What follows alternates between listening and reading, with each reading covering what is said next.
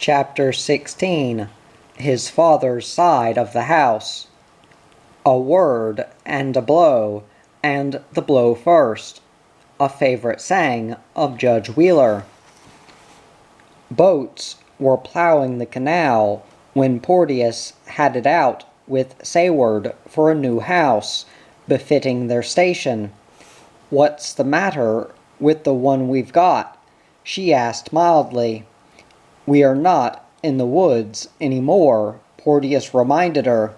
"We live in a growing young city. You're its largest landholder, and I happen to be a leading lawyer and citizen.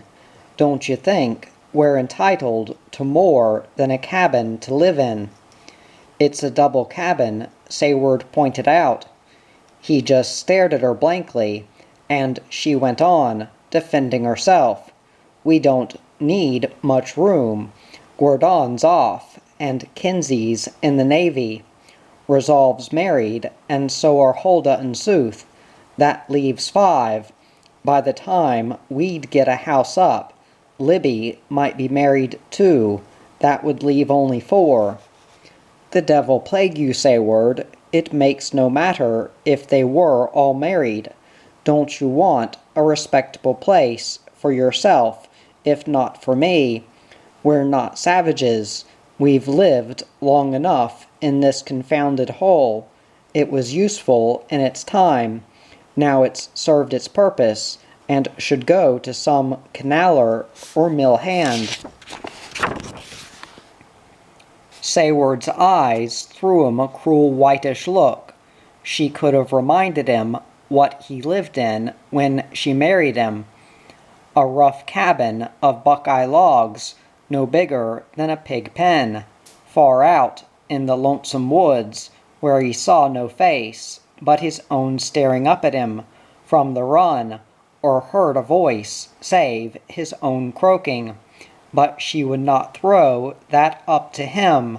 All she would do was show him that he might bamboozle a judge and jury with strong words. He could not her. Oh, she would take his every argument just and fair, but when it came to routing her from under her own roof, he might as well try to head off a gad or talk down a wop, as Worth used to say. Why, her father had built this cabin his own self. She had been married in it. All her children had been born between these walls, and now Porteous wanted her to give it up and move to some fine new house, cold, bare, and big, likely as a church, that never had the feel of living, cooking, and sleeping, or of household stuff and creature comforts in it. Her eyes mutinied, and her lips got ropier, but never did she tell her true reason for not wishing to give up this cabin. It was, deep down, a part of her flesh and bones, and hardly would Porteous understand it, for he was of gentleman stock, used to riding and having things done for him from his youth. Now she was of common stock, a woodsy with Monsey blood in her veins, used to walking where she wanted to go, and working with her own hands for what she got. Never did she believe in setting yourself up too high. Better keep your feet on the ground. Then you didn't have so far to fall, nor to get back up again. What's more, working for what you got kept your body stout and your mind sharp. But the main thing was that from down on the ground the whole world looked mortal fair above you. Bring up young ones, humble and lacking in all save manners and school, and they had reason to work themselves higher. Raise them in a fine mansion house, with all they wanted for the asking, and what would be the use working for anything? They'd have most everything already. Bring them up on top of the world, and they could only look down on the rest of it. But if she had a secret, she wouldn't tell. So did Porteous, though she didn't know it then. It was a warm spell in July when she found it out. In the old days, seldom did they know what hot weather was in the woods, for the deep shade tempered even the dog days. Evenings in midsummer were mighty cool, and mornings fresh enough to make you shiver when you washed your face at the run. But now the run was gone, swallowed up by the canal. The woods were long since down, and the sun drew the heat right out of the ground.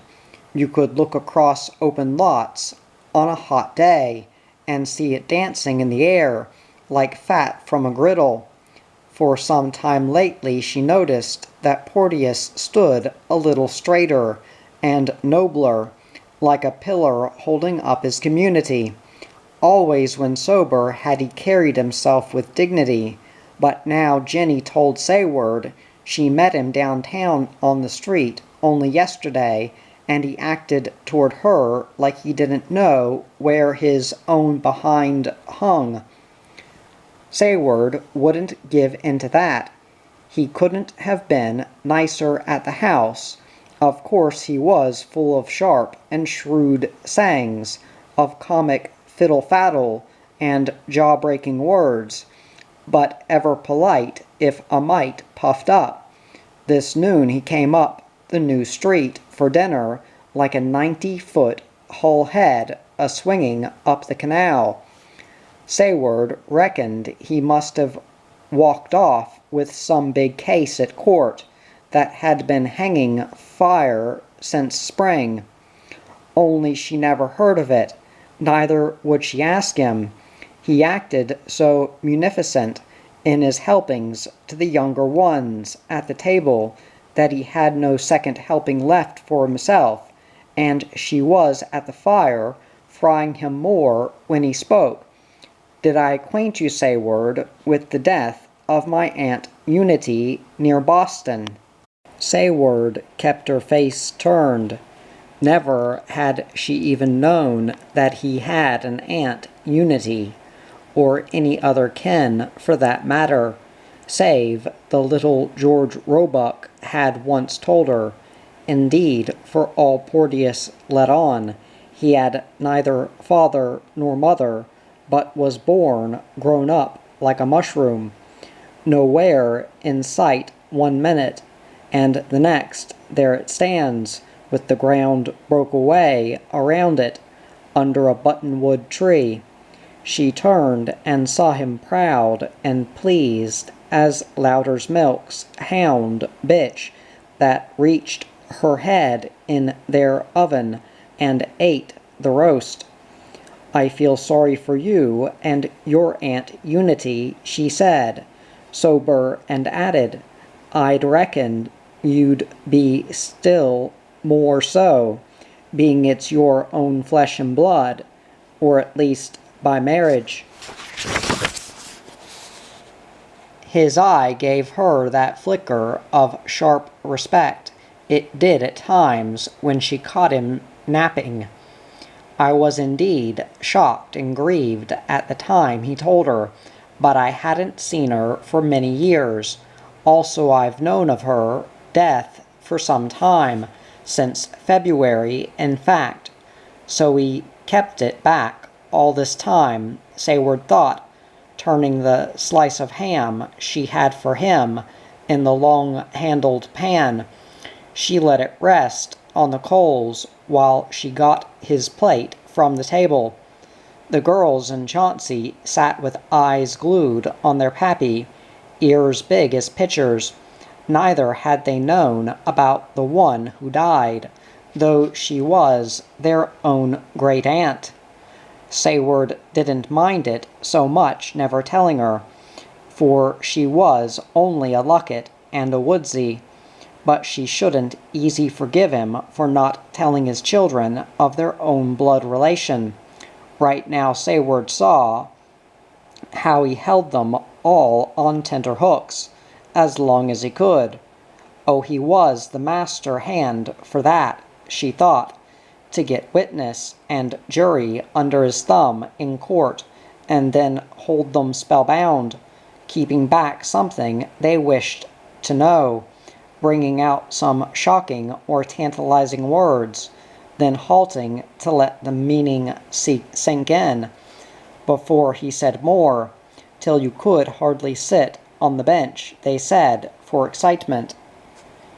He buttered a piece of Sayward's baking to go with the ham. My sister and I happened to be the only heirs, he added.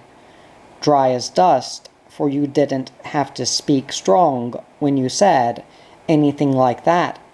His sister, Sayward thought. Now, what might her name be? Although the girls and Chauncey were done eating, none of them asked to be excused, but sat there like plucked and skewered fowls, ready to be basted. Were Huldah home, she would soon ask some questions in her coarse voice to get the rest of this out, but her sisters only waited. If you want to go back to Boston and see about it, Porteous, Sayward told him, we can get along. It won't be necessary, thank you, Sayward, Porteous said. My sister has put up Aunt Unity's house for sale. She has a comfortable home of her own, and there's little likelihood of us ever going to Massachusetts to live. She's also taken what pieces of furniture she wants, and has shipped the rest to me. Massey and Libby gave a little cry, but Sayward felt grave. She was beginning to see where all this talk was headed for. Out here, Papa, Massey wanted to know. How long does it take? Well, it was shipped from Boston by sea to New Orleans, and then up the Mississippi and Ohio. When did it go? I'm not certain without looking it up, Porteous told her, but I can tell you when it will get here. It arrived on the Mary Bib today, and I'm having it unloaded this afternoon and stored in Mr. Dyke's warehouse, where I'm afraid it will have to stay till your mother provides a lot for us to build on. Sayward looked at him without anger, but her face felt dull and resigned, as it had been that long time ago, when she found Louis lying out in the woods with their Jenny. In either case, the deed was done, and all she could do now was make the best of it. Never would it be said about her that she made her man keep his fine furniture in a warehouse because it had no room in her cabin. She went ahead, clearing the rest of the table. Had you any lot in mind? She asked. I'm considering, Porteous said, the 100-foot lot on the square across from General Morrison's. It should be suitable for us. So that's the one he wanted, Sayward thought, as she soaped the dishes. He would put up no small house on that. Oh, he could live with her 30 years going on 40, and never a hint of what dark secret sent him out here in the western woods. He could read what letters came from his folks, and put them away in his lawyer's strong box, and never a word spoken, but he could tell her mighty quick what lot of hers he wanted, though it was the finest lot in Americus. A house on that would cost money, she mentioned. I intend to pay for its erection myself, Sayward, he promised. Well, I reckon your mind's made up. It is, thank you, Sayward, he told her. The house shall be in both our names, if you desire. Now, what did he mean by that? She asked herself. Was it that she would have to pay half of the taxes? After school, Chauncey went straight to Dyke's warehouse. They had his father's part of the canal boat unloaded already, but the girls were there chattering over the long rolls of burlap and the endless crates and boxes of every size. Chauncey gazed speechless at one monster box, bigger than Hector's stall in the stable. Their father said it might be Aunt Unity's piano. The girls complained that they couldn't actually see any of the furniture, but Chauncey could see it all in his mind. What's more, he could see the house it came from back in the Bay State, much like the Forkville house he lay in at the time of the flood. The same red brick walls with imposing white stones under the windows. He could see Aunt Unity too, when she was still alive, walking around her house, small, plump, and sweet like the Forkville lady. The only thing his father fetched home that night was a high, narrow box, marked Miss U in black paint. Inside the boards was burlap, and when they took off the burlap, there was the large painting of a grand lady in what Desia called a heliotrope dress. It was Aunt Unity, their father told them, but she didn't look like Chauncey's Forkville lady, rather like Papa.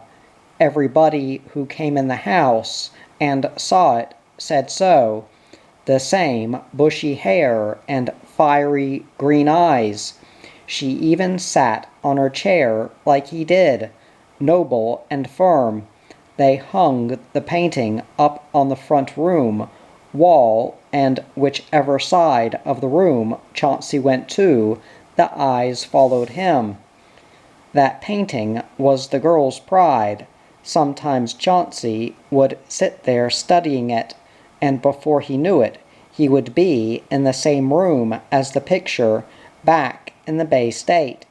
There was something about that room he knew, and which made him feel at home. He wasn't sure if he liked it or not, but it had the same feeling as his father, and likely the same smell too. He even thought he could hear Aunt Unity talk, and she talked like his father. He couldn't hear any special words she said, but she gave sharp little cuts and barbs, like when his father said, "Your heavenly mother, Juno," and like when he called country folks Salt Creekers, and their butter sassafras butter. He had some things he said over and over.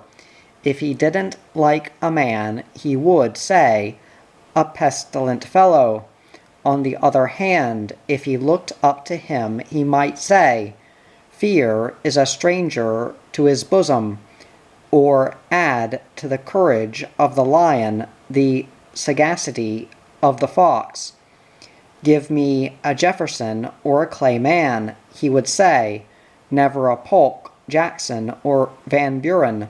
Seldom did he think, reckon, or suppose, like other folks, but was sensible of, or entertained the notion, or was profoundly penetrated by, or had a fixed resolve. Never was he down in the mouth, but only suffered my spirits to droop. Did his great Aunt Unity talk like that? Chauncey pondered. And did she tell stories like his father?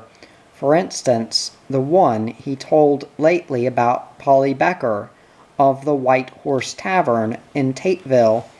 Polly is the perfect tavern keeper, he would say. She's an especially clever cook. She takes the bone out of every chicken, so it carves easily and beautifully at the table. She makes excellent bread in a special oven she uses for no other purpose. She's also good as a man behind the bar, but her pride and joy was the pure white steed on her tavern sign. Well, last month, some of the young men rallied her about her sign.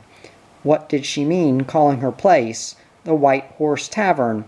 They said it ought to be called the White Mare Tavern, as anybody with half an eye could see. Let her come outside now and see for herself. That broke Polly's heart. She had to give in and call a painter to make the proper adjustment, and now no one can justly criticize any more the name of the White Horse Tavern.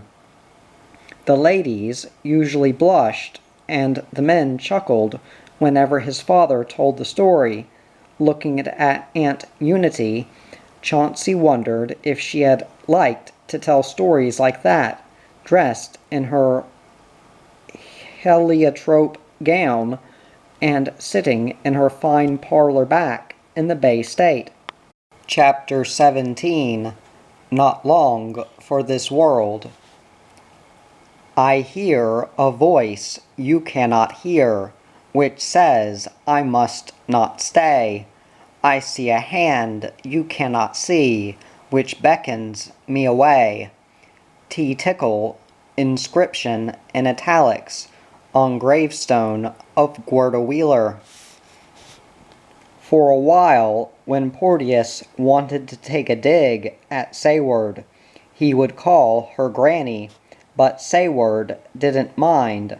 Next to being a mammy, would she be a grand mammy?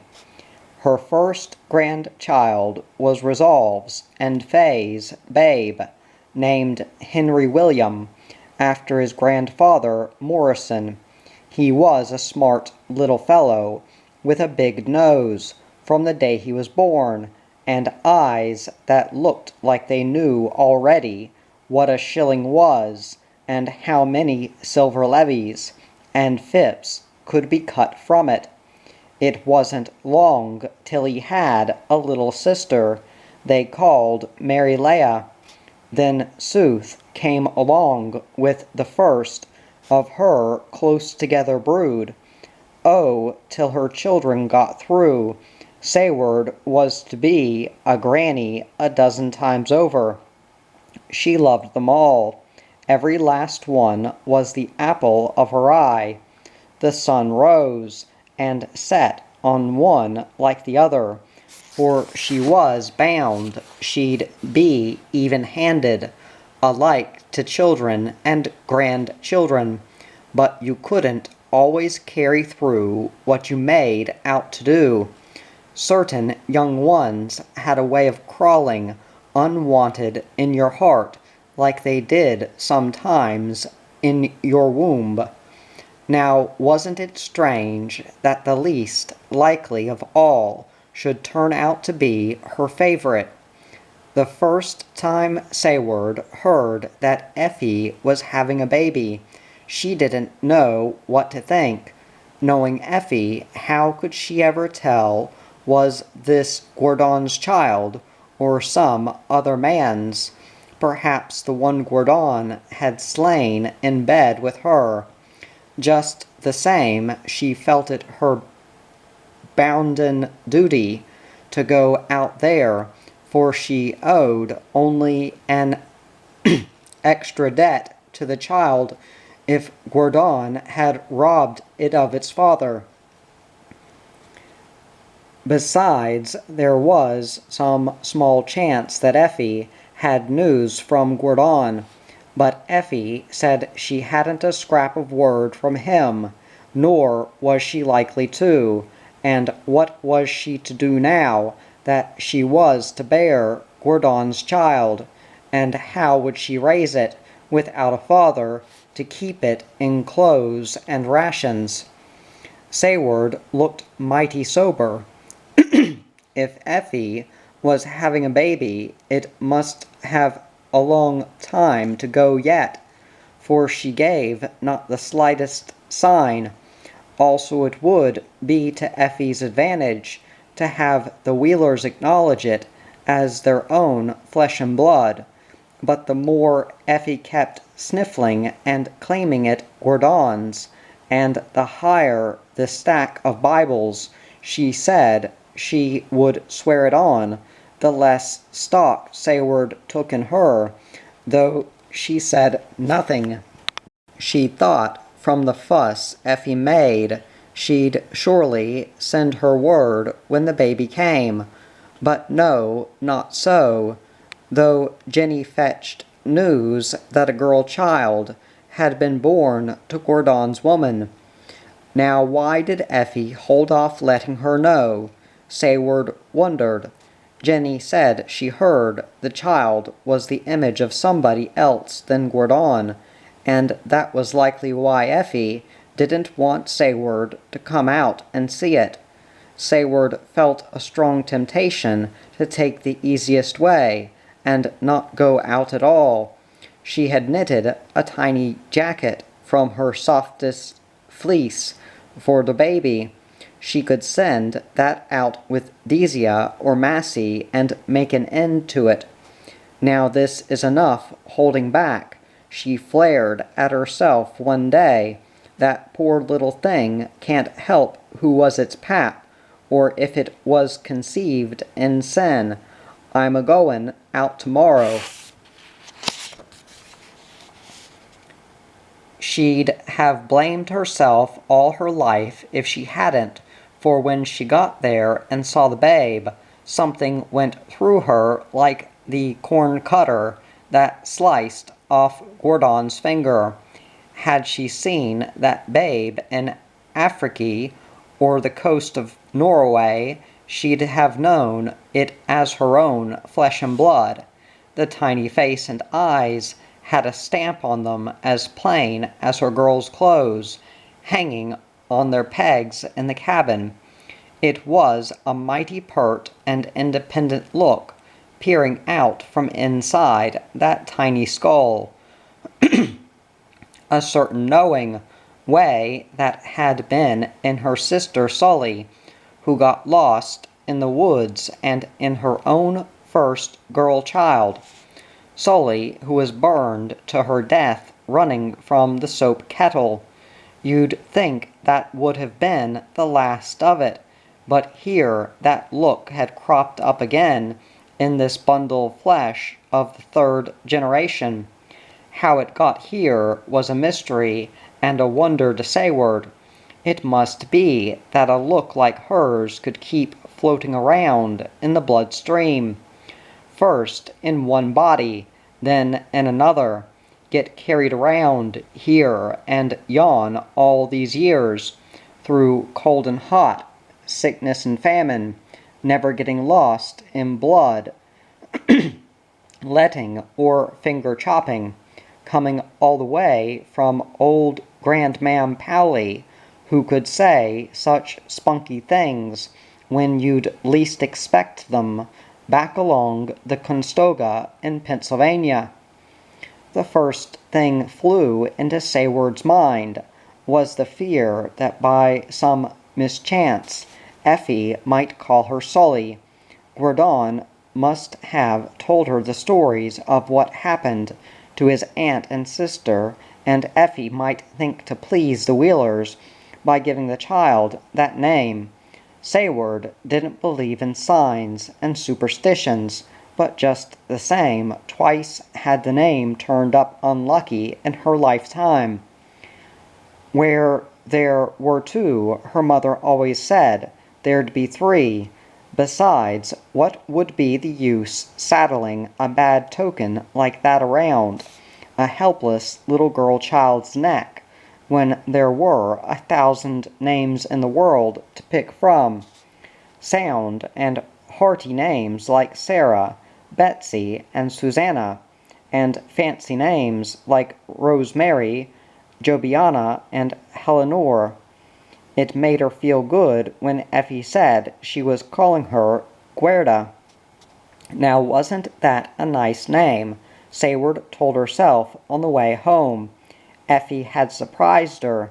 She'd have to give her credit for more sense from now on. Guerda after Guerdon, she repeated to herself. It sounded real good and clever. When she was a little bigger, they could call her Guerdy for short, like they called Guerdon, pretty nearly up to the time he was married. That name Guerdy fetched back a lot of water that had gone over the dam. "Oh, Guerdon, where are you?" Something inside her cried out. "Don't you know you're a pappy now? Come on home, for your babe needs you. Every night since he run off, she had worried for him. Around Americus, where most folks knew and liked him, he did tolerably well, but how would it go in a foreign place, where folks wouldn't give a height for a stranger? He might go without rations, and nobody would know it. If he got sick, who would there be to nurse him? She had felt bad enough when Kinsey left with government men to look after him, and always tell her where he was. But who would look after Guerdon, or write and tell her where he was at? For Guerdon himself was never one for schooling or his letters. Wherever in these United American States you be, she called to him in her mind, come on home, for what you wanted has come to pass. You needn't linger in jail. Your pappy and Resolve are good lawyers. They will get you lawfully out. No 12 men good and true will ever send you to the gallows. But the days passed, and never did the stranger coming up to the door turn out to be the babe's father, nor his face appear among the crowd on Water Street. The only time she saw him was in her dreams, and then he was ever a small boy, quarreling with Resolve and Kinsey. Now, why did she never dream of him grown up, she wondered. Did it mean he was a man deprived of life? No, it couldn't be, for in her heart she felt him still alive, although in which direction, whether on the prairies of Iowa, or in the back settlements of Missouri, or east in the old states, or some other place far from the law, the compass needle of her heart would never point. She was only thankful now for the small part of him he had left behind. From almost the first, Sayward took out for Guerda all of Massey's baby clothes.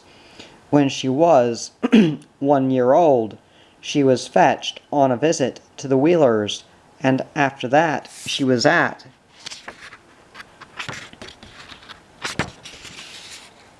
her grandmam Wheeler's as much as she was at home. It wasn't Gertie any more, but Gertie.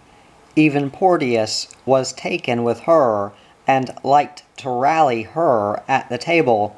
Ever she had a sharp, pert answer waiting for him on the end of her small tongue. When Sayward saw her outside running, bobbing, dancing, going back and forward like her Sully used to do, such a feeling came over her for the little form that she could hardly bear it. She wished that when Effie first complained about raising her, that they had taken her off her hands. But the Klausers wouldn't think of giving her up now.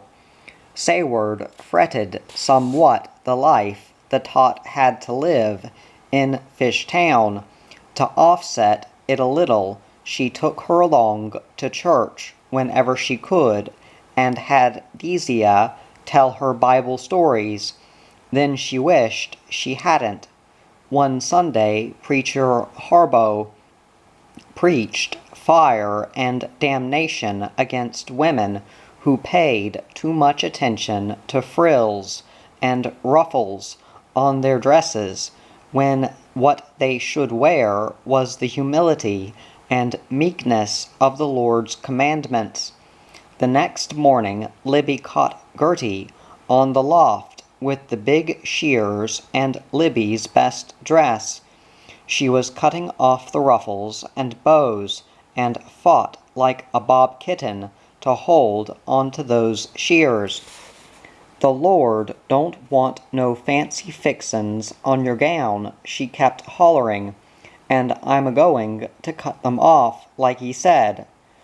Oh, you didn't know whether to laugh or cry, to see and hear that small tot in a white apron that came down within 2 inches of the hem of her red dress, with pantalettes coming down farther, with bared stockings stripped around in rings, and scarf hanging loose behind, telling Libby what kind of dress the Lord wanted. Another time say word Mr. at the house, and thought of the canal. She ran down, and there the tot was on the tow path, leaning far over the water, so all you could see were her chubby legs and little fat behind. She was, she said, sailing ships on the Red Sea. Now I don't want to find ye down here alone again, Sayward told her on the way home. Did you fret about me, grandma'am? Well, I felt a mite uneasy. Did you reckon I'd fall in? No, I didn't all the way reckon so, but I knew a little girl once that fell in the river, and when they pulled her out, she was a gone Josie. Oh, you needn't worry about me, grandma'am, she bragged. Somebody looks after me. Who? Somebody you never saw, she said mysteriously. Well, I didn't see anybody around. He better stay closer so he can keep an eye on you. Oh, you could never see him, grandma'am. It's an angel takes care of me. She said it so big that Sayward looked down stern. Well, I hope he's strong enough to pull you out if you fall in, was all she said. It's a lady angel, Gertie corrected her. Sayward said no more about it. Was it last Sunday or Sunday before, she mused, that Preacher Harbaugh had a sermon about Elijah and how the angel of the Lord took care of him. If Elijah had an angel to look after him, she reckoned, Gertie would have one too. But wasn't it just like Gertie to go Elijah one better? Elijah could have his man-angel. She would have a lady-angel. Angel or no angel, Sayward kept a weary eye on the little tot after that, but none of them paid much attention to the strange things she said, save to laugh over them, and sometimes to cry. One evening they were having a birthday party for Libby. That afternoon Effie came in to take Gertie home. Libby said she'd bring Gertie up to Fishtown next day, but Effie wouldn't have it. The more the child cried and carried on to stay, the more stubborn Effie got. There were no 2 ways about it. Grandma'am Clouser was coming back from a visit, and Gertie had to be home. In the end, the child went in tears to the front room to give her grandpappy Wheeler good-bye at his desk. You better kiss me good, grandpappy, she said, because you won't never see me again. Are you moving away? He asked in surprise, not knowing any of the talk in the kitchen. Yes, and a mighty far place from here, she let him know.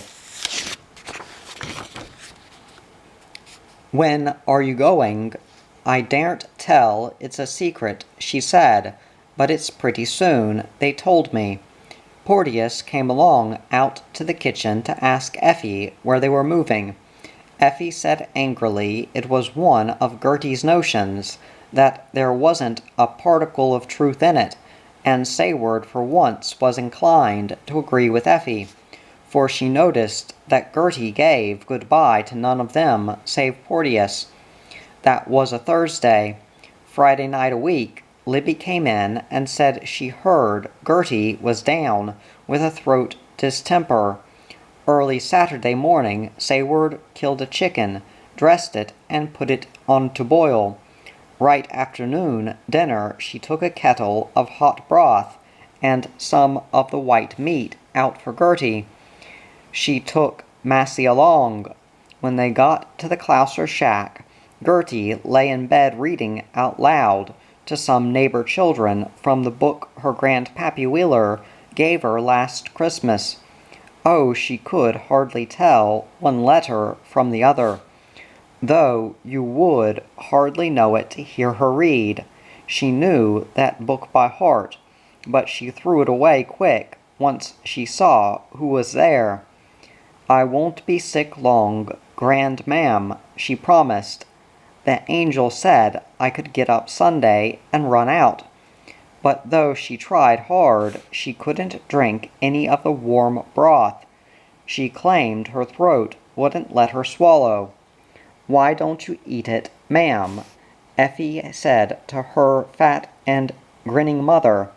"It's a shame to let that good white meat and soup spoil and go to waste." If Sayward ever begrudged anything, it was to see that huge and sloppy old woman take the cud and snuff from her mouth and sit there sucking, smacking, and grunting over what was meant to bring a bit of strength and recovery to a small, ailing child. The girls and Chauncey came in that afternoon to see how Gertie was getting along. They said Porteous had been called to Tateville and wouldn't be home till sometime tomorrow. Sayward had intended to go along back with them, but something Gertie did stopped her. Oh, the tot was pleased as a puppy, with two tails, having her young uncle and aunts come all the way up here just to see her, and when they went she said she had presents for them. To Libby she tried to give her Job's tears, to Deesia her button box, to Massie her spoon wagon, and to Chauncey her medicine, which she said wouldn't need any more.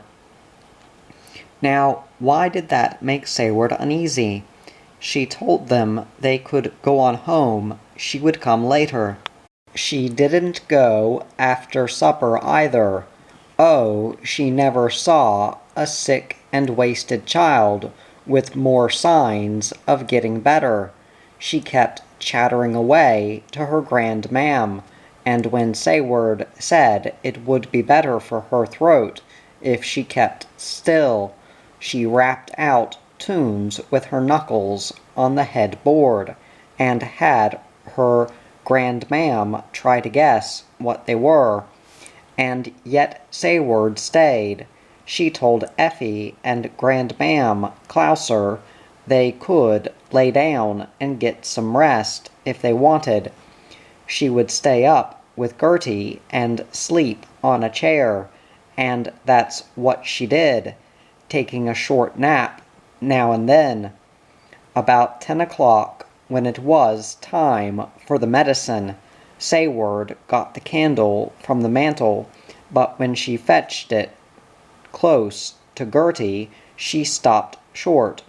A power of sweetness, like a master secret, had come out on the child's face, and that was something Sayward hated to see, worse than any rash or pox.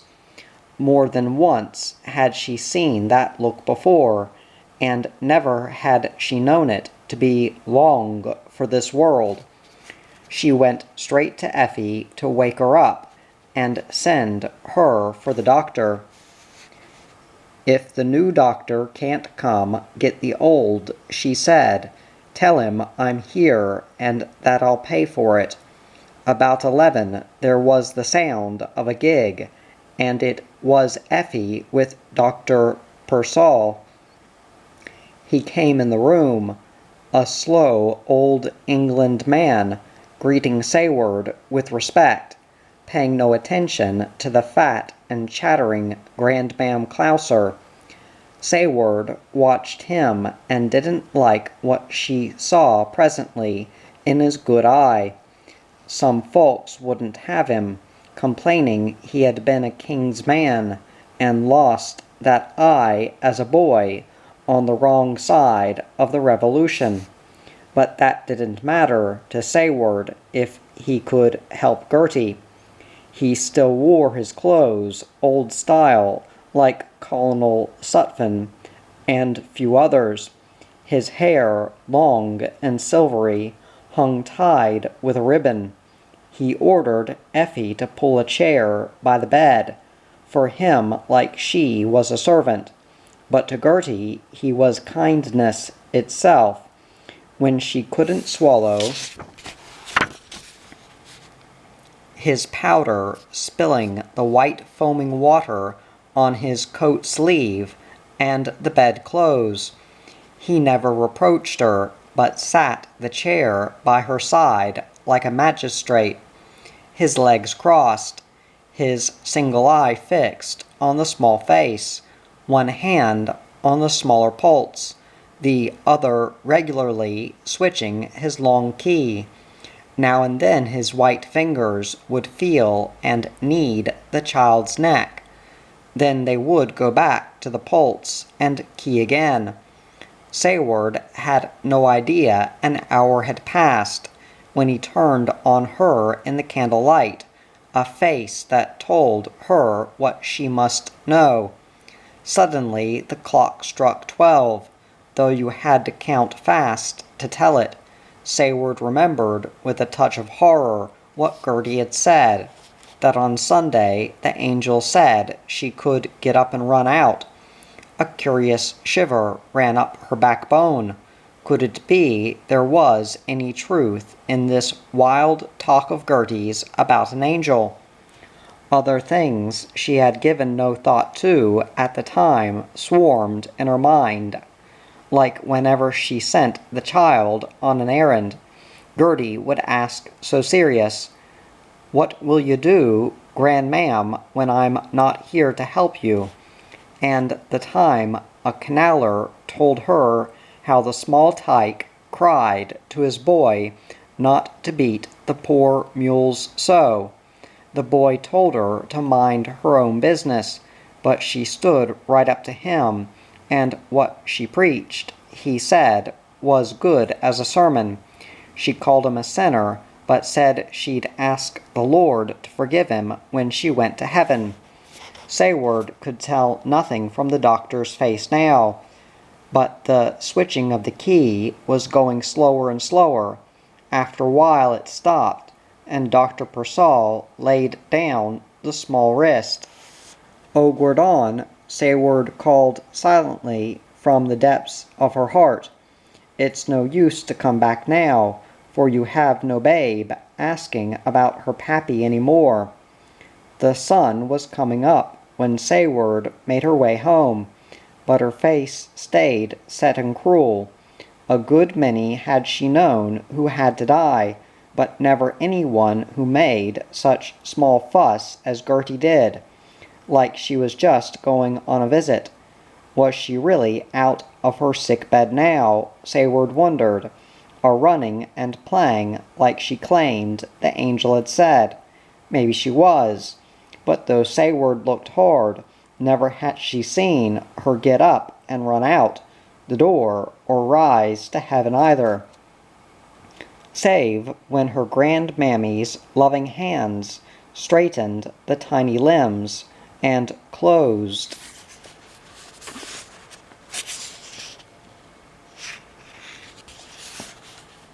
the worn eyes. The scanty body never moved. Hardly did it used to take a lick of muscle for that small body to lift itself up. Yet now it lay almighty still. Just the same, if it wasn't true what Gertie told about the angel, it was the only thing that wasn't. Now, how did she know that Porteous would be called up to Tateville? He didn't know it his own self when Sayward left home yesterday afternoon, and yet way back last week Gertie had said, "Now you better kiss me goodbye, Grandpappy, because you won't see me again." Chapter 18. The Mansion House. The last button off Gabe's coat. Old Time sang. The roof was up and the bricks laid out, for the most part, when Porteous had enough of building himself a fine house, and paying for it too. He never said so. He had to go argue a case at an appellate court, and couldn't tell how long it would drag on. At least, that's what he claimed. Then the legislature was naming a new justice for the county, he said, and Fred Godwin, the senator from Tateville, wanted him to make the legislature's acquaintance. Would Sayward look after his house building while he was gone? Why don't you get Oliver Meek, she wondered. He's put up a good many houses. It would be an imposition, he said shortly. Well, how about Resolve? You wouldn't have to mind asking him. Resolve's too young and inexperienced to cope with such matters. He's 30 years old. You can depend on him. Not like I can depend on you, Sayward, he said, and gave her such a good, sociable smile it minded her of the night they were married. She couldn't refuse him then, nor could she now, though by today she knew him backward and forward, his fine ways, his good points, and his Yankee tricks. But she didn't know what she was in for this time till he had gone. Every day she put off going over to the house.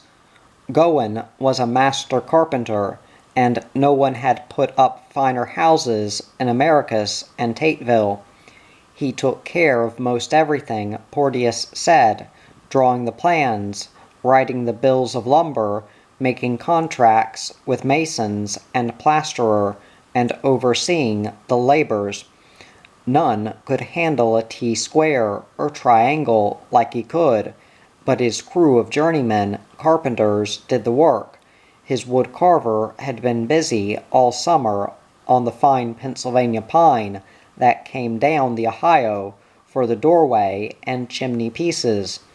Gowan showed him what to do. All there was to know about putting up a house, Gowan knew, Porteous claimed. Gowan's word was good as his bond. Then what was the use, Sayward asked herself, of her going over? So she waited till he came to see her, a broad man of great dignity, in a striped cotton coat, his face red against his white hair as a service berries in the snow. He lifted his hat with honest respect at the door. I am loath to trouble you, Miss Wheeler, but would you come over to the house? Well, I wouldn't know what use I'd be, she told him, but I'll come if you want me. It will do the journeymen good to see you take an interest, he said with great relief. They complain they'll never get their money. Sayward took a quick gulp and swallowed it. Are you saying the men are back in their wages? She put to him. Not too far, Miss Wheeler, he said, like it had to be dragged from him with horses. Mr. Wheeler said you would make everything right when you came. Sayward stood so quiet. Never would you guess the bump she had had inside of her. I guess maybe I better come over and look at it right away, she told him. You can expect me sometime this morning. So that was it, she told herself as she started up the new street. That's what she got for thinking to mind her own business and stay out of other folks' doings. All this time had she kept clear of Porteous's house, for she heard enough about it from the girls and from visitors to her kitchen. Of course, she couldn't help seeing the brick walls heaving up when she went that way. She could tell it was no cabin or shanty that Porteous was putting up, but she had no notion how big it really was till she came up Wheeler Street today and saw it standing in front of her on the square like Captain Loudon's brick mansion house, when she was a girl along the Constoga. Only the Loudon house stood flat on the ground, while Porteous had set his up high and proud. It would take many a step to reach that big front door, though now all they had was plank running up from the ground. She hated real hard to turn in and go up that mortar-encrusted gangway. The house seemed a monster-roofed shell, owning neither doors nor window lights. All stood open to wind and owls. The sight of broad vacant floors and bare high walls, the stink of wet plaster, the great lack of things still to be done and paid for before you could live in here, fazed her. But she made herself tramp with Mr. Gowan from one big empty room and floor to another. It looked like they had more room than the courthouse, with the jail thrown in. What in the name of the white-whiskered man did Porteous want with all this living space? He wouldn't, she knew, let her rent any of it out. Why, if she was a little tyke, she'd have to watch out or she'd get lost in here. Oh, her eyes looked close at what the carpenter pointed out. She listened sober to all he told her, of sash and blinds, of shutters and baseboard, of door and window jambs, cornice gutters and scuttle, of back stoop and front stoop, and sloping cellar door. But all the time, in her mind, she was reckoning how much Porteous's grand house would cost her. "I can't tell you exact," Gowan said at the end when she asked him, "but I can give you an idea. That'll have to do then." "You expect to finish it, don't you, Miss Wheeler?" he asked, and looked at her like a grand sire begging for the life of his grand littling. "I can't rightly tell you till tomorrow," Sayward said, "but you'll have to tell me today." Not till then did he draw from his back pocket his master builder's price book and estimator, bulging with ciphering. Well, she got what she asked for, she told herself on the way home. That's the way it went sometimes. Run through everything you had, let little in at the spile, and all out at the bung. Make common folks point when they went by and say, "That's Lawyer Wheeler's fine house."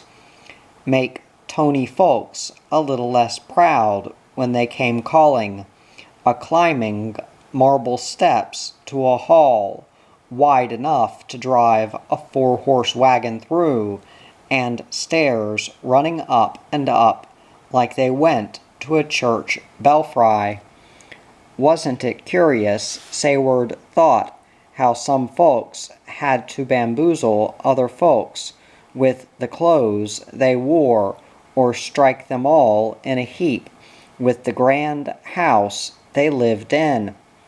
When the rest were in bed that night, Sayward took out what bank notes she had put away between the logs, behind the chinking. Under the hearthstone she took up her old kettle with a hole but heavy with gold and Spanish silver. She counted, standing by Porteous's desk table, summing up what she had in the bank, and out with folks on interest. Oh, she had plenty to make buckle and tongue meet, and that didn't count her land leased and unleased. What went against her so hard was putting so many bells on one horse, squandering for something she didn't want in the first place, and would have to live in against her will in the second. Neither did she take kindly to the Yankee way Porteous had fastened it on her, running off without opening his mouth. She had no notion he had used up all his Aunt Unity's money. Likely he would get still more when her house was sold. No, he had put in what he reckoned was his half of the house. Now she could put in the other half, for wasn't she going to live in it the same as he would? That must be the way, he figured. She stayed up a while, reckoning this thing out, casting up one side against the other. In the end, she put back the kettle and went to bed. The mansion house was too far built to give up now, unless you didn't want to look folks in the eye any more. No use fretting all night. The more you cried, the less you had to pee, as Granny McWhirter used to tell the young ones.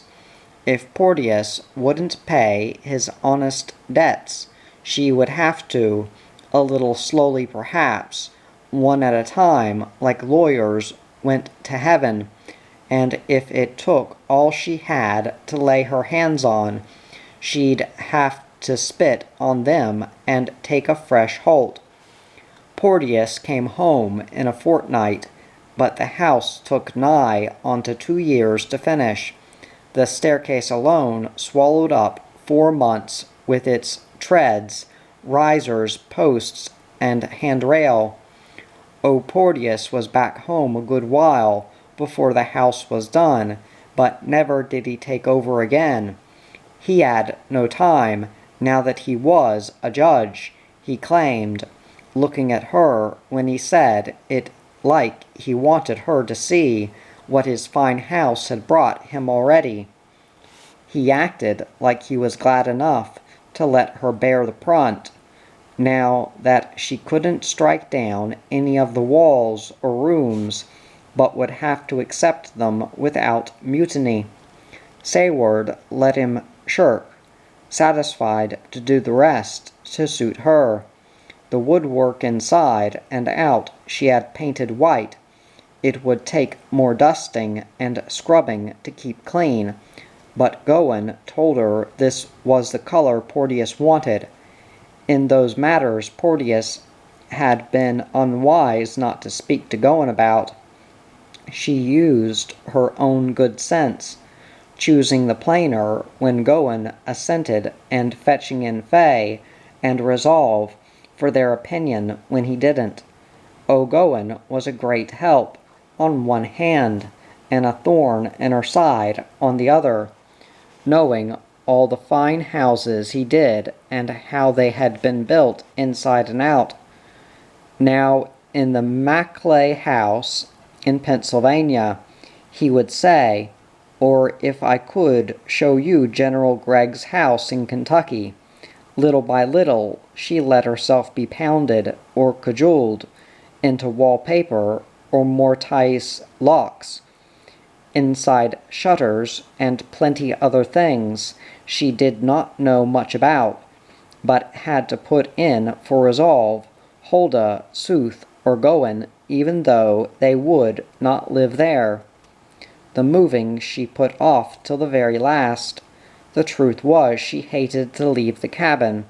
Most of her life had she lived here. Now she would have to give it up for a place where it looked like she was putting on airs, thinking herself better than ordinary. Folks, the last day she kept looking about the cabin. How many times had she stood at the fire with her long-handled pan, or gone down on her knees of a morning to puff at the coals? This ladder and those steps, how often had she climbed them when one of the young ones lay abed ailing? Why, 40 years of her life had been spent between these log walls, and now she had to go and leave them. Welly Palsgrove and his one-horse wagon helped her move. Yesterday was the first Porteous claimed to have been in the new house, since it had doors and windows, and he couldn't get done praising how well she finished it. Today, when she and two of the girls got to the square with their first wagon load, a heap of boards and crating lay in the front yard. Massie came running out, her pigtails flying. "You ought to see, Mama," she cried. "Papa has all Aunt Unity's things in." Libby and Deesia raced ahead, but Sayward stayed behind with Welly to help him lift off and carry in. Just the same, she couldn't help seeing when she got inside. A noble hat rack, table, and settee stood in the wide hall, and through the door to the room Fay always called the front parlor. She had a look at stylish chairs and sofas with fine cloth seats and backs, and small, shiny tables with curved legs. Rugs lay this way and that on the boards upstairs when she and Welly got there with her cherry bedstead. She found beds already set up in both front bedrooms, one of yellow maple and one of some tony redwood, both with high posts. The girls were hanging up the curtains. Dower chests lay under two windows. Standing around were rush-bottomed chairs and small rockers, bureaus, and what Miss Morrison called highboys. This room she looked in had something else, like a massive redwood chest of drawers, save for the slanting top, which opened to the length of a chain, showing it a desk with red pigeonholes, the writing part stained by blobs of black ink. "What do you think of it?" she heard Porteous ask, and there he was behind her. "Well, I ain't had much time to think about it yet," Porteous Sayward said. "It looks real grand, though, I must say. I thought I'd take this room, and you could have the one across the hall," he told her. "These are Aunt Unity's best beds." His eyes fell on what she and Welly had fetched up, the heavy headboard of the bed that had seemed so fine and served them so long and faithfully in the cabin. "Don't you want to take that up on the third floor for one of the children?" he asked. It came over her then, and as she went on fetching in her other things, how poor and puny they looked here beside Aunt Unity's. Why, she thought she had half forgot she was a woodsy, but this made her feel like one of those sassafras folks from out in the brush fetching her poor traps in a fine mansion house. It was really her house as much as Porteous's, for hadn't she built and paid a good half of it? And yet she found no welcome between these fine plaster walls, or among the rich Wheeler trappings. Always had she seen a little Monsey blood in her pappy and Asha, but this was the first time she felt it stand out in herself. Dog-tired as she was, it went hard to fall asleep in Aunt Unity's bed that night, lying like a corpse at a wake. She thought between the polished posts, like mourners holding some net over her, so her flesh would not be fly-eaten. She felt so far off the floor, even when the gentry lay down to sleep, not knowing if they'd wake or not. They had to hold themselves high and mighty as possible. She would hate to have the old-time friends and neighbors she knew in the woods see her pranked out at night like this. Saird has changed, they would say. She has forgot how naked she came into this world, and in company with what worms she has to go out. When Sayward first woke up next morning, she had to lie and think for a lick where she was. It came in her head next how on both sides they had strange folks, lying in bed the same as they, and so close she could throw a stone at them. She got up mighty quick then, and went down the back stairs. It was hardly daylight, but that was all the better, for those on either side would not be out yet. She would have given a good deal to be back in the cabin, but she was only thankful she had a kitchen here. It helped her to start a fire and feel her own pots and pans. In her hands, here with the smell of mush and coffee over the fire, she believed she could come when she got homesick and find relief. They readied up the house pretty well the next few days. Saturday, about supper time, it started to rain, but that, she noticed, didn't keep Huldah and George and Sooth and Peter with little Sairdy from coming over. Afterward, Jenny and Will came in the back way, while Resolve and Fay came the front, without Henry and Mary Leah, who had a nurse-maid to look after them. Something was up, Sayward knew, but she reckoned it only a kind of housewarming.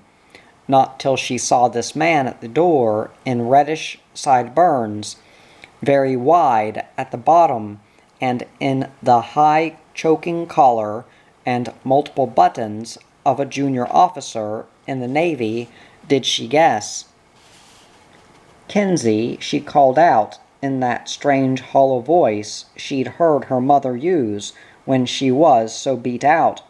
Then she stood like a stump while he came over. She felt her knees tremble.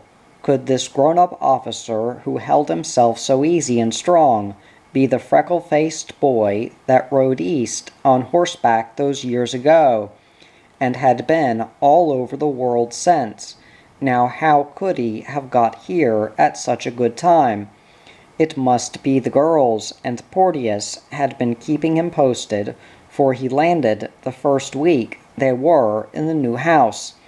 Before he reached her, his navy face broke into a freckled grin. She saw the tooth she'd know anywhere, and felt the water run from her eyes as she hugged him. But only half that water, she knew, was for him. The rest flowed for his brother, who wasn't here at all, and God Almighty alone knew where he was, or whether still among the living. "So this is Massie," Kinsey said, swinging her up. He hadn't seen her since she was a little tyke, or Chauncey since a tot in a red plaid skirt that had come down from Libby to Sooth to Desia, and none of them could wear it out. To Massie he gave a kiss, but he only twisted Chauncey's weak arm, giving a funny look at his spindly legs and the scraggly nape of his neck, as if to say, "Is this little old feller who can't make the rifle and looks scared of his own shatter my brother?" Oh, Chauncey felt himself shrink at that look, but if Kinsey didn't think much of him as a brother, Chauncey didn't reckon him a brother at all. Under his Navy officer clothes and ways, he was just like the rest of the Wheelers, made of some everlasting mortal stuff that never tired or flinched, never gave up or wore out. You couldn't miss that certain quality tonight, now that they were all together again, talking at once, running over with vitality, each a glut for punishment, quick to go on their lip or muscle, just to sit quiet among them drained Chauncey like a sieve.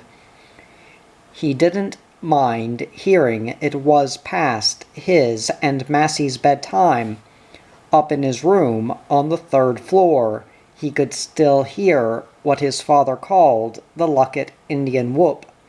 It was just energy and enthusiasm that came out at times like this. It spoke a great many things: surprise, anger, scorn, disbelief, congratulations, amusement, or just enjoyment of life, as they whooped tonight when they saw a boyhood friend catch his first sight of Kenzie since he was back. A new sound fetched Chauncey out of bed and into the hall.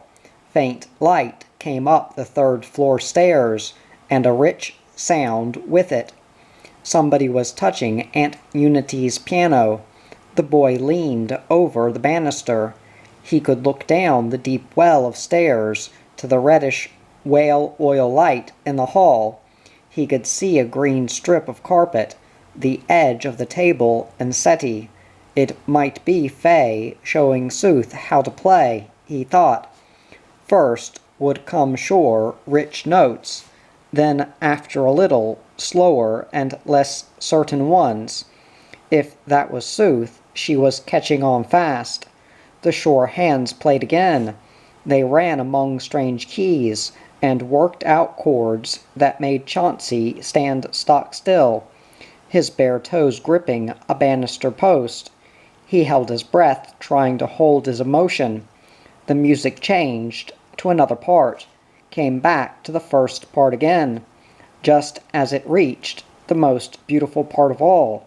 The talk that had been going on all the time broke out in shouts and laughter, drowning out the piano. The desecration angered the boy, his heart filled with blackness and oaths, his toes loosed from the railing. After a moment he went back in his room and closed the door. When everybody had gone home, Sayward finished the girl's work in the kitchen and went to bed. Even with her door open to the hall, she felt pretty much alone.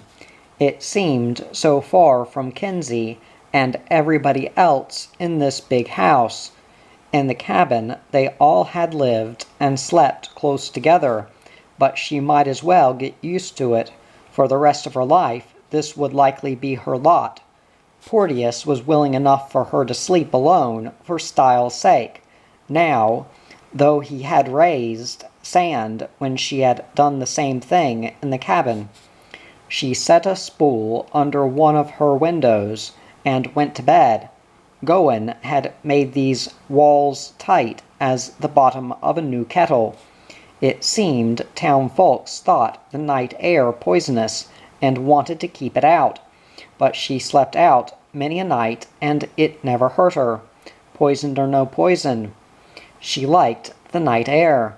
She is used to sift through the chinking of the cabin. She thought they had been up late tonight, but it seemed like other folks were up later. Lying there she could hear the voices of a company of people coming down the square. The talk grew pleasantly nearer. Now they were going past the house, and now stopping at a door beyond, where some of the party lived. "Good night, good night," the voices called back and forward. "Pleasant dreams. We had such a nice evening." More things were called as the rest of the party went on. A half-dozen houses away, a man thought of something else to shout back. It sounded like John Quitman. Oh, that was a pleasant thing for a lonesome body, who lived most of her life in the woods and fields, to hear. Only those who knew what it meant not to see a strange face from one season to another could appreciate how sweet was the music of human voices. She took after her mother's side and liked the feel of other folks around, although that didn't mean they had to live right up against you. Across the field or through a patch of woods would be close enough, just so you could see the smoke of their chimney and hear them call the dog, cows, or young ones. Now wasn't it a shame, she thought as she went to sleep, that little Gertie hadn't lived long enough to visit here. She'd have company then, for Gertie always loved to sleep with her grandmam. Her warm voice and running feet would take up some of the slack of the coldness in this house. That's what the place needed. It wouldn't seem so empty and useless with a lively little body around, if only for a few months of the year. Chapter 19. Rosa has to be herself. You didn't hear a thing, she said under her breath. Did you think you heard something a-callin'? Elizabeth Maddox Roberts. The tench house stood along the river, like a box with 2 or 3 uneven windows, a roof of black shakes above, and a dark slab fence around it below. All evening in that house, Rosa had the tight, stretched-out feeling she always had before her father came. It had started today about 4 o'clock, when Mr. Higgins, the man in Oliver Meek's store, put up the sign on the sidewalk, "To rent." By that, Rosa knew her father's boat was tied up in the basin, though he wasn't home as yet. This kind of thing had been going on for a long time. Whenever her father got too far back in the rent, Mr. Higgins would put up the sign, always the same one. Her father wouldn't see it when he first came home. That usually happened late at night, and besides, when he was drunk, he took no notice of signs. But the next day, when he went out of the house and saw it, the sign would make him mad. He'd curse terribly, pull it out by the stake, and throw it down the river bank. But he would never break it or hurt it. Sooner or later he would scrape up the money to pay Mr. Meek the $4 a month back rent he owed him.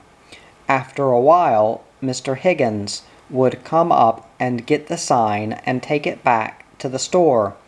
He knew just where on the river bank to look for it, and he never got mad like Rosa's father. The rain reached the house tonight, long before her father did. A little while after supper, she had to take the big jar and pan up in the loft, where the roof leaked, and go up now and then to empty them in the bucket before they spilled over. She could tell downstairs by the sound whenever one was getting close to the top. The pan always got full first, and if she didn't watch out, it would run over the loft and down in the room. Oh, it wasn't a favor that she didn't have to go to bed, but could sit up late tonight watching her mother read. Her mother was a wonderful reader. You never even saw her lips move. Every 2 weeks or so, Rosa had to go down to the back door of the Phillips house to take one book back and get another, if Miss Phillips had one to give her. Most times the maid had the book ready, wrapped in the Ohio repository. The same paper went back and forward, and her mother never failed to read that too, including the sermons, the advertisements, and the death notices, under the heading, "End of Earth," which always struck a kind of terror in Rosa. Once Miss Phillips took her into a room in the house where the walls were covered with books. "I've always taken an interest in your mother," she told Rosa. "I feel sorry for her in her present station." Now Rosa sat watching her mother's eye run along the page, trying to tell from her face what she read, for her mother wouldn't let Rosa read the books for herself. "You're much too young. Novels and plays aren't for young girls," she said sharply. But her face never changed, either then or when she read, or if it did, you couldn't see it through the film of unwashed olive that had gathered on her skin ever since the girl could remember, growing a little darker green with time.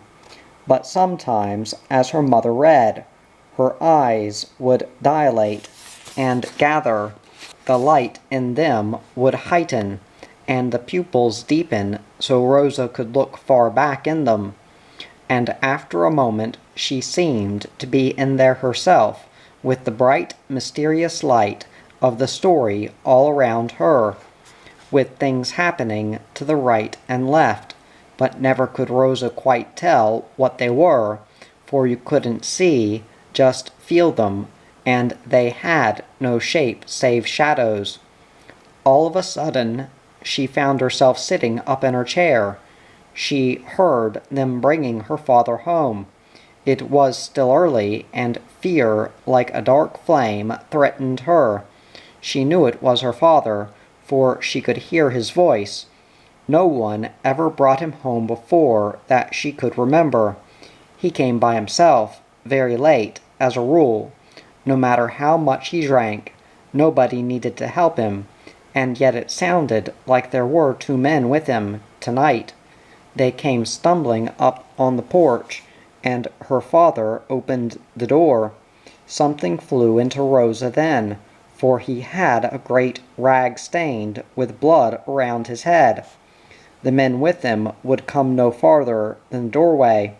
They were grown waterfront men, and yet shied away from her mother, as the boys did who ventured in the yard with Turkey. Jake got in a little argument, Miss Tench. Boiling William Gates broke the news cautiously. "But he's all right. It was a draw." "It was a fight," Strap Johnson corrected. "Tell her about Pete Easley," Jake roared. "What happened to that fly up the crick?" Jake and Pete got in a little argument at the tavern. Boiling William started again. "It was a knockdown, drag-out fight," Strap insisted. "Tell her how I bit off his nose," Jake shouted. "If my mouth'd been bigger, I'd a bit off his head." "He bit off a chunk of you first," Strap reminded. "You see what I mean, Miss Tench," Boiling William said. "That's what made it a draw. Jake bit off Pete's nose, and Pete bit off Jake's ear." "Take the rag off and show her, Jake," Strap urged. Maybe she could put some liniment on. While they talked, Rosa's mother sat there, hardly listening. All the peculiar yellow light from the novel had gone out of her eyes, as if what she looked at and listened to now wasn't real life or true. No, the real world was in the book she still held in her hand, keeping the place open, waiting to return to it as soon as this make-believe scene from a story was over. Nothing changed on her face as Jake fumbled with the bloody rag before he got it off. Rosa bolted, slipping between the two men at the door. "Rosa," her mother called. But Rosa fled, out of the gate, into darkness, like a moth suddenly released from the window pane. It seemed for a minute that her feet never touched the ground. An effortless power flowed through her, lightening her legs and body, lifting her up like a bird. Never had running and the darkness tasted so sweet. The rain felt good in her face and washed it. She held open her lips to let it wash out her mouth. She let the clean night air wash through her flesh and mind. It cooled her to see nothing. Nothing but shapeless shadows and the yellow light in other houses that carried oblivion from her own. She could remember when she was a little tot, how far it seemed downtown, how daring she thought her father to go all that long way himself, and how clever that he could find his way back. In the dark houses people already lay sleeping. She would have the night to herself. Only the dogs in this part of town were awake, tied in their backyards, sending their alarm down the line. She walked so lightly now, hardly did she kick a pebble. Now how could the first dog to bark know that such a small body as she shouldn't be abroad? Dogs, they said, could tell if a body was good or bad. Then why couldn't they tell she was only a slip of a girl who wouldn't hurt them, not even a hair of Cottrill's face that had bit her, so she still carried the scar on her knee. When anybody came along, she hid by the side of a house till they passed. Not that she had to. She had gone out many a time before her mother said she couldn't. "Give me a minute, Mama, just a minute." She'd beg, and then she'd walk up and down with the moon. No matter how far she walked, the moon would walk with her, all the way and back again. She wouldn't be locked out those nights, and she wouldn't be tonight.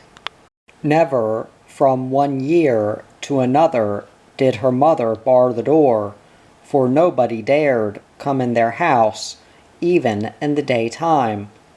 Oh, her mother would scold her with scalding words when she got back, but they wouldn't hurt, and if they did, her walk would be worth it, getting away for a while, looking through windows into rooms where candles still burned. Daytimes you could see nothing inside, but at night her eye could go right through the glass. She could see herself living there in other folks' houses, sitting on those chairs, eating or reading at the table, lying on the couch. Down on the square, most of the houses still had light. Folks on the square were the latest to bed in town, save those in taverns. An invisible lady came out of her front door calling, "Here, pussy, pussy, pussy. Come, pussy, pussy, pussy." Rosa moved around the square slowly, feeling the spell of the great houses, the awe of the courthouse ball, and the sacred presence of the church, with the graves behind it.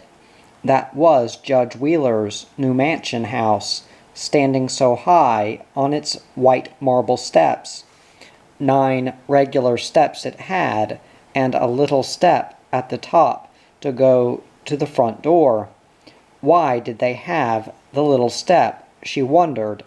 You couldn't see it tonight. She would like to go up and try it with her feet, but somebody might come out and catch her. That was old Judge Wheeler himself. She saw through the window, with the great bulging forehead and the bush of hair on the top. He thought himself so much.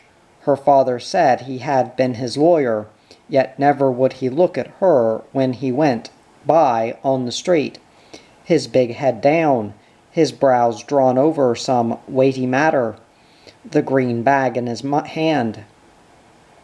Tonight she could see Judge Wheeler's wife with him. The house stood so high.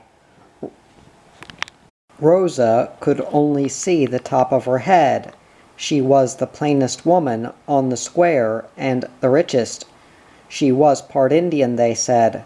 Her hair was combed plain, parted in the middle. She was common as dirt, and spoke to everybody when she passed. Twice she had spoken to her, once on the street, and once when she took the flowers. But when Rosa came home and told about it, her mother said never to speak to her or any other Wheeler, and especially not with that young liar Chauncey.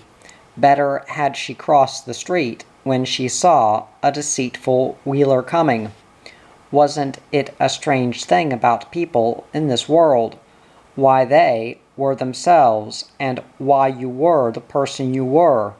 When she tried to think who it was that stood here in her flesh, living and thinking, she seemed to be blown away and lost far back in her mind. She felt giddy and queer, as she did when she looked at a star and pretended herself way up there hanging on it. She could see a light high in the house on the 3rd floor. Somebody must live high under the roof. The younger girls, and Chauncey likely. They must dress and undress and sleep up there. When they got tired of being downstairs, they could run up the steps and get away from everybody and everything. Weren't they lucky to have a place to be by themselves? They could look out like birds. They could lie in bed in the morning and see green leaves wave by their window and clouds sail by. Wasn't it the saddest thing in this world that you always had to be yourself, that you couldn't be somebody else, that never, never, never could you be the person you most wanted to be?